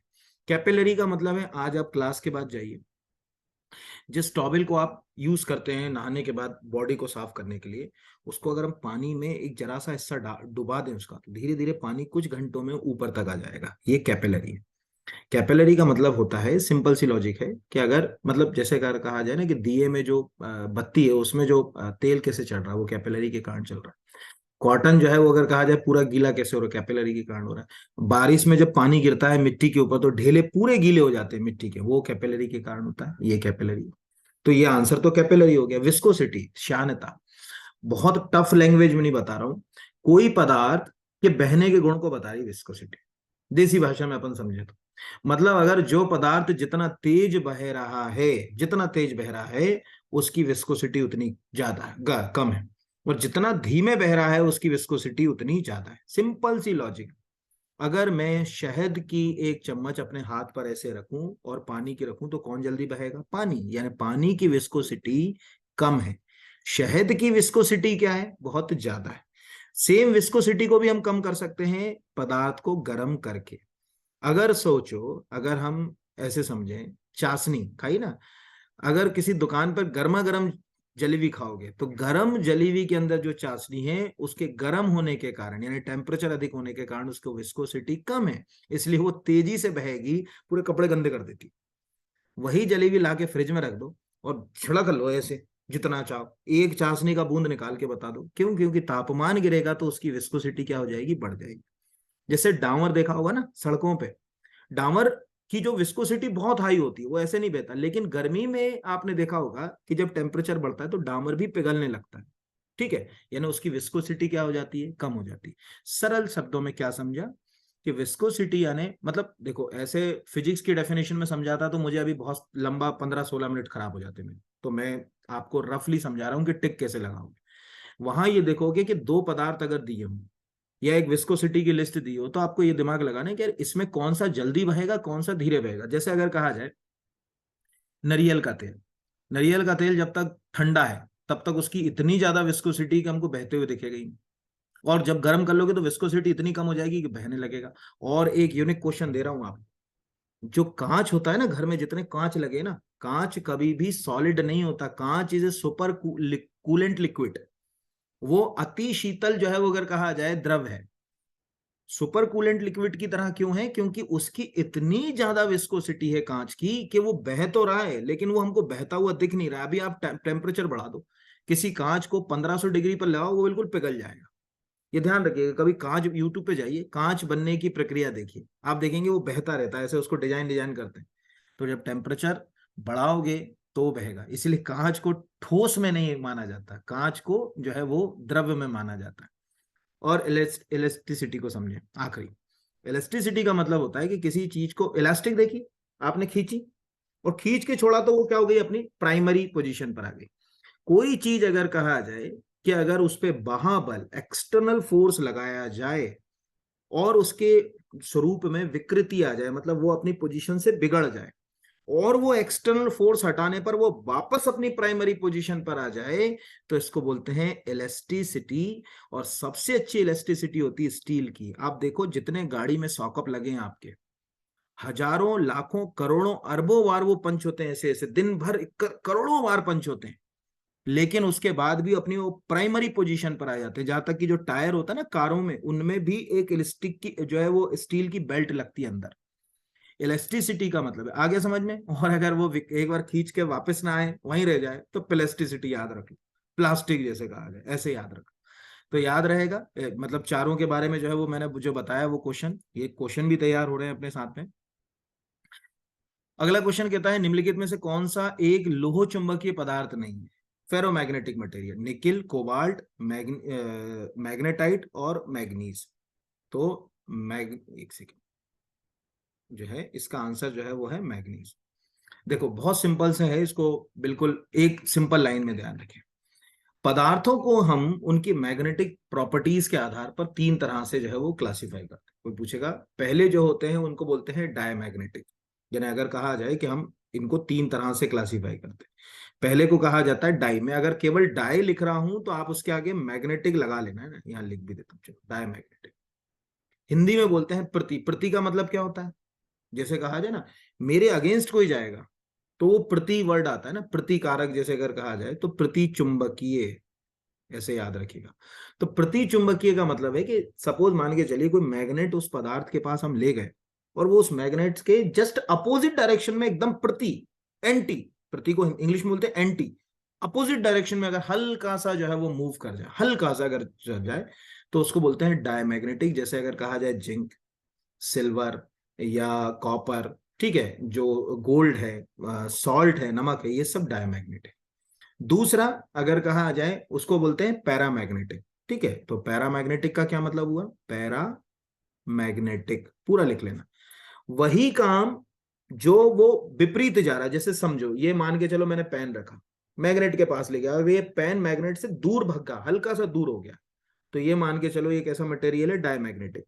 अगर वो उसी पेन की और जो है वो इधर की ओर हल्का सा, बिल्कुल माइनर अगर हल्का सा आ जाए, तो उसको बोलेंगे पैरामैग्नेटिक। जैसे पैरामैग्नेटिक में सबसे अच्छा एग्जांपल है प्लेटिनम और मैग्नीज। ठीक है, एल्युमिनियम भी पैरामैग्नेटिक होता है, एल्युमिनियम, प्लेटिनम और मैग्नीज ये सब पैरामैग्नेटिक। और तीसरा होता है फेरो। फेरो का क्या मतलब हुआ? आपने उसको जो क्या बोलते हैं कि लेकर गए चुंबक को उसके पास, और चुंबक ने उसको एकदम से खींच लिया चुंबक की ओर, एकदम चिपक गया। ऐसी चीज कहलाती है पैरामैग्नेट फेरोमैग्नेटिक। फेरो यानी लोह चुंबकीय। ठीक है, तो जैसे लोहा है, ठीक है, कोबाल्ट है, निकिल है, ठीक है, फेरिक क्लोराइड का जो सॉल्यूशन होता है वो सब फेरोमैग्नेटिक आती है। यानी सिंपल सी लॉजिक है, यहाँ पर अपन इसके अलावा लोहा भी लिख सकते हैं। तो लोहा, निकिल, कोबाल्ट, मैग्नेटाइट, ठीक है, ये सब जो है वो अगर कहा जाए आपके फेरोमैग्नेटिक होते हैं। और ये याद रखना, अगर किसी फेरोमैग्नेटिक, एक बहुत यूनिक क्वेश्चन दे रहा हूँ, फेरो में वैसे तो पता ही होगा यूनिक क्या बोलूं मैं, फेरोमैग्नेटिक मटेरियल का टेम्परेचर इंक्रीज किया जाए, तापमान बढ़ाया जाए, तो एक ऐसा टेम्परेचर जिसमें उसकी फेरोमैग्नेटिक प्रॉपर्टीज यानी लोह चुंबकीय गुण खत्म हो जाते हैं, उस टेम्परेचर को बोलते हैं Curie temperature. Curie, madam Curie वाला क्यूरी तापमान, जिसमें उसकी फेरोमैग्नेटिक प्रॉपर्टीज क्या हो जाती हैं, खत्म हो जाती हैं, उसको क्यूरी टेम्परेचर कहा जाता है। देखो मेरा उद्देश्य ये है कि वन लाइन फैक्ट में काम ना चले, आपके कंसेप्ट भी क्लियर होना चाहिए। और मुझे दुख ये बात का होता है कि आप चैनल सब्सक्राइब नहीं करते, पता नहीं क्यों। हालांकि मैं पूरे वीडियो में कभी ये बात करता नहीं हूँ, बट मुझे लगता है कि ये भी एक मोटिवेशन होता है कि जो हम दे रहे हैं वो आप तक सही जा रहा है कि नहीं जा रहा, वो देखने वाली बात है। ठीक है, चलिए अगले के ऊपर आ जाते हैं। अगला कहलाता है पेरीमेट्रियम, मायोमेट्रियम, एंड्रोमेट्रियम। ऊतक मनुष्य के शरीर के किस अंग में पाए जाते हैं? हार्ट, लीवर, ठीक है, यूट्रस, स्टमक। ठीक है, तो इसका आंसर जो है वो है यूट्रस। किसी भी महिला का जो यूट्रस होता है, गर्भाशय, गर्भाशय एक नाशपाती के आकार का होता है, जैसे ये नाशपाती होती है ऐसा होता है, और उल्टी नाशपाती की तरह दिखता है। ठीक है, उल्टी मतलब नाशपाती को आप उल्टा करके रखें। तो गर्भाशय के अंदर जो है वो अगर कहा जाए 3 लेयर होती हैं टिश्यूज की। सबसे बाहरी को बोलते हैं पेरी, उसके अंदर वाली को बोलते हैं मायो, और सबसे अंदर वाली को बोलते हैं एंड्रोमेट्रियम। ठीक है, ये याद रखना। हार्ड में जो है वो अगर कहा जाए, जैसे अगर कहा जाए, देखो कैसे इसको याद रखो, मैटरनिटी से इसको मैट्रियम को याद रखो। ठीक है, ये ध्यान रखिएगा। तो जैसे अगर कहा जाए हार्ड में क्या होता है, पेराकार्डियम, ठीक है, मायोकार्डियम, वहां कार्डियम हो गया। तो कार्डियोलॉजिस्ट कौन होता है? हार्ट वाला। ठीक है, मैटरनिटी लीव किसको मिलती है? महिलाओं को, जच्चे बच्चे से संबंधित, उसे लिंक करके याद रख सको ना। जैसे पैराकार्डियम कोई पूछे लेयर कहाँ होती, ठीक है, जो है वो, तो आप कहोगे कि पैराकार्डियम वर्ड आ जाएगा ना। तो हार्ट में भी इस तरह के ऊतकों के हिस्से होते हैं जिनको कहा जाता है। तो हार्ट में हो गया पैराकार्डियम। यकृत, हेप्टोलॉजिस्ट होता है एक यकृत की स्टडी करने वाला। तो हेप्टिक सेल जो होती हैं, हेप्टिक जो कोशिकाएं होती हैं, वो कहाँ पाई जाएंगी, उनसे बने ऊतक कहाँ पाए जाएंगे? लीवर, इसीलिए उसको हेप्टोलॉजिस्ट कहा जाता है। ऐसे अपन आसानी से याद रख सकते हैं। कोशिश करिए कि मानव के जनन अंग से संबंधित जो बेसिक चीजें हैं, जैसे अगर कहा जाए पुरुष, तो पुरुष में जो टेस्टिस होता है, वृषण, उसको हम वृषण कोष तो बोलते ही हैं, हम बोल रहे हैं कि वृषण कोष। लेकिन यहाँ पर विज्ञान में आपको ये एग्जाम नहीं आएगा कि टेस्टिस जो आएगा वो आपसे पूछेगी नहीं। वो आपसे क्या पूछेगा कि टेस्टिस का जो टेक्निकल जो हिस्सा है उसको क्या बोलेंगे? सेक्रोटम। तो आपसे पूछेगा सेक्रोटम जो है वो कहाँ होती है। जैसे अभी एमपीपीएससी ने आपसे पूछ लिया था कि सर्टोली कोशिकाएं कहाँ पाई जाती हैं। ठीक है, तो यहाँ पर अगर कहा जाए कि जो सर्टोली कोशिकाएं, जो मेल में अगर कहा जाए जो कोशिकाएं होती हैं, सर्टोली कोशिकाएं होती हैं, जो है स्पर्म जो है वो अगर कहा जाए कि निर्माण में सहायक होती हैं। ऐसे प्रश्न भी आपसे जो है वो पूछे जा सकते हैं। इसमें एक दिन मैं ह्यूमन रिप्रोडक्टिव ऑर्गन के ऊपर एक क्लास ही लेने वाला हूँ, क्योंकि वो क्वेश्चन इतना कॉमन है।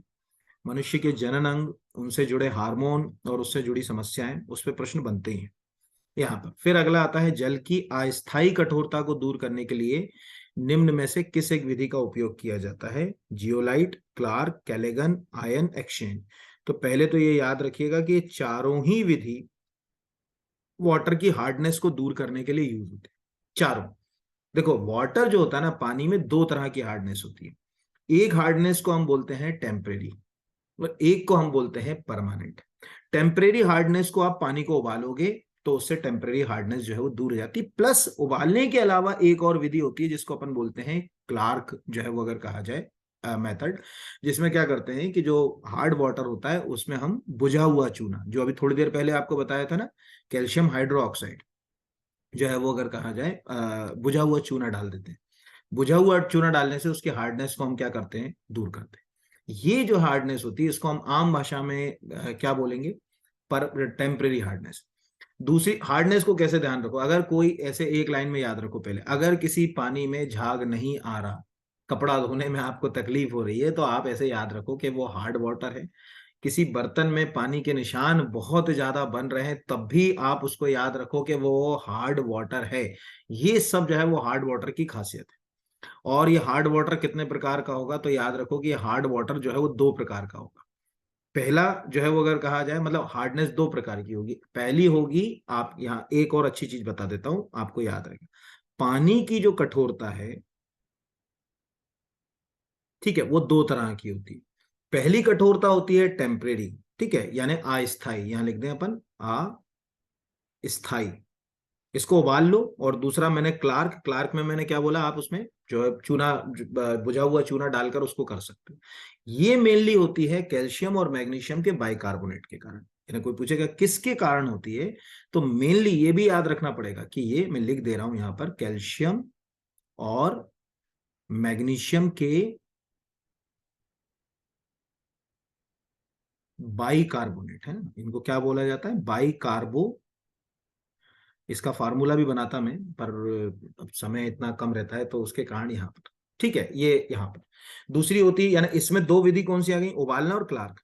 दूसरी होती है परमानेंट हार्डनेस, यानी स्थायी कठोरता। स्थायी कठोरता पानी की जो होती है वो होती है कैल्शियम और मैग्नीशियम के सल्फेट के कारण, ठीक है, जो कैल्शियम और मैग्नीशियम के सल्फेट होता है ना, उनके कारण होती है। यानी इसमें भी कैल्शियम मैग्नीशियम होगा, लेकिन सल्फेट और क्लोराइड के कारण होगी। इसमें ये जितने नाम दिख रहे हैं, आयन एक्सचेंज, जियोलाइट, कैलेगन, ये सब उस विधि के लिए इस्तेमाल किए जाते हैं। देसी भाषा में याद रखना है कि मतलब रोजमर्रा की जिंदगी में पानी को उबाल लेना, उसकी हार्डनेस दूर हो जाएगी। उबले हुए पानी में यानी गर्म पानी के अंदर आपके कपड़े अच्छे धुल जाएंगे। ये मैंने आपको आज के टॉपिक में इतने बता दिए।